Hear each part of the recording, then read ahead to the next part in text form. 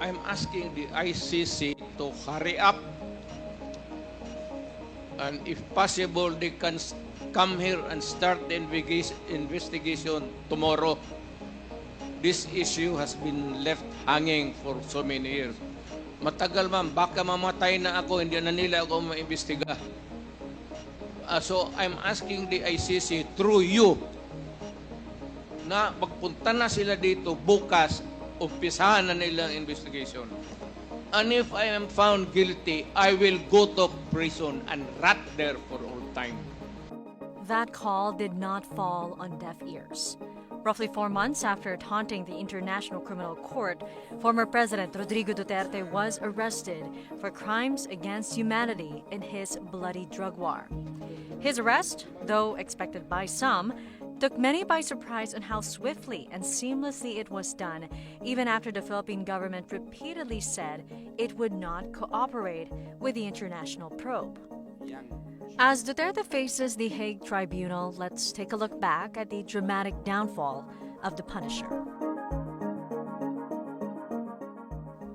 Duterte's political career began in 1986 when he was appointed Davao City Vice Mayor by the late former President Corazon Aquino. He then won the first of his 7 terms as mayor in 1988, with stints at the House of Representatives in 1998, and as vice mayor again in 2010 to avoid violating term limit rules. Duterte claimed he transformed Davao into one of the safest cities in the Philippines. As mayor, masasabi nyo na naging safe ang Davao sa panahon nyo? Talaga. Kasi walang kriminal sa kalye, Talaga. walang snatcher, Walang snatcher. walang akyat bahay, Walang akyat bahay. walang magnanakaw, Walang magnanakaw. walang mamamatay tao. Walang mamatay tao. So yun po lahat, yes. Oh, So walang mga kriminal o walang insidente ng kriminalidad, bakit po? merong mga insidente, not totally. It could be a dream of a city not to have any criminal incidents or violence. But it wasn't without any bloodshed. Critics claim the reduction in crime was the result of vigilante killings by the so-called Davao Death Squad. Duterte denied its existence until last year. Lahat itong sa right side ko, dumaan ito ng Chief of Police, Police Director. Puro commander ng death squad yan. I thought there was no existence. Trabaho ng pulis yan. Literally, hindi mo sabihin ng death squad. Yung isang senador, yan ang nakaupo dyan, si Senator De La Rosa. Death squad rin yan. Because they were police directors handling the controlling crimes in the city. So, pag sinabi mong death squad, it's a very loose term na ginagamit mo lang parang ganon easily.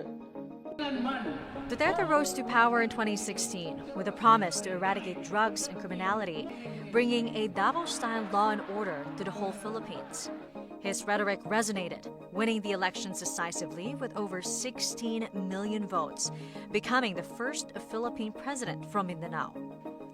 Duterte vowed to solve the country's illegal drug problem in 3 to 6 months. If you destroy my country, I will kill you. If you destroy the youth of this country, I will kill you. Madugo ang labanan ito. Madugo ang labanan ito. He promised to kill, and the bodies piled up. On July 1, 2016, the first full day of Duterte's presidency, police carried out anti-drug operations across the Philippines, killing at least 12 people. It ushered in a bloody campaign for the next 6 years that would leave some 6,000 people dead, according to police records. In its first few months, many drug war victims were found bound. Some of their remains were even dumped in polluted creeks, grasslands, and garbage dump sites. By the end of Duterte's term in 2022, human rights groups estimated the real death toll of the war on drugs stands at around 30,000. Despite the bloodshed, Duterte enjoyed a high approval rating. His brutal anti-narcotics campaign cheered by an adoring public. But the ICC took note. In February 2018, it launched a preliminary investigation into alleged crimes against humanity under Duterte's watch, covering his tenure as Davao mayor and Philippine president. As a response, Duterte withdrew the Philippines from the International Tribunal in 2019, a move widely seen to evade accountability. But the withdrawal did not stop the ICC. In August 2021, families of drug war victims urged the court to prosecute Duterte for his deadly anti-drug campaign. By September, the ICC's pre-trial chamber authorized a formal investigation covering events until March 16, 2019. And in November 2021, ICC Chief Prosecutor Karim Khan temporarily suspended the probe upon a formal request from the Philippine government to defer the investigation. By June of 2022, Khan ordered the pre-trial chamber to resume the investigation, and the probe was reopened in January 2023. For the longest time, Duterte was untouchable, essentially immune to prosecution. His successor, President Ferdinand Marcos Jr., initially vowed to shield him from international inquiry.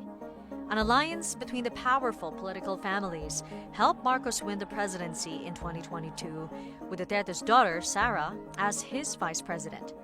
But the so-called uniteam crumbled. Lawmakers impeached Sara Duterte in February over accusations of corruption and threatening to kill the president. With Duterte's arrest adding to the turmoil, President Marcos insists politics was not at play. This case started in 2017 when we were still members of the ICC, and it was during the time of former President Duterte. So I don't see how that can be political persecution on my part, because it was initiated before I even came into the picture. We must live up to our responsibilities, to the commitments that we have made to the community of nations. And that is what's happened here. Politics doesn't enter into it. Why that, he's never going to be a candidate for anything. Why go after him? But for Vice President Sara, the arrest amounts to persecution. Sinasabi ko lang sa inyong lahat, kung Pilipino kayo, huwag kayong pumayag na ang isang Pilipino ibigay sa mga dayuhan, lalong-lalo na pag labas na sa batas. It's actually some sort of, I don't know, what do you call it, state kidnapping. Parang ganyan na yung nangyayari. The former president also defiant, offering no apologies, denying any wrongdoing. Sinasabi ko naman sa mga pulis at military na trabaho kayo at ako ang managot. So ito na nga, for all of the whatever happened in the past, ako na yung nag-front sa ating law enforcement pati military. Sinabi ko na I will protect you and I will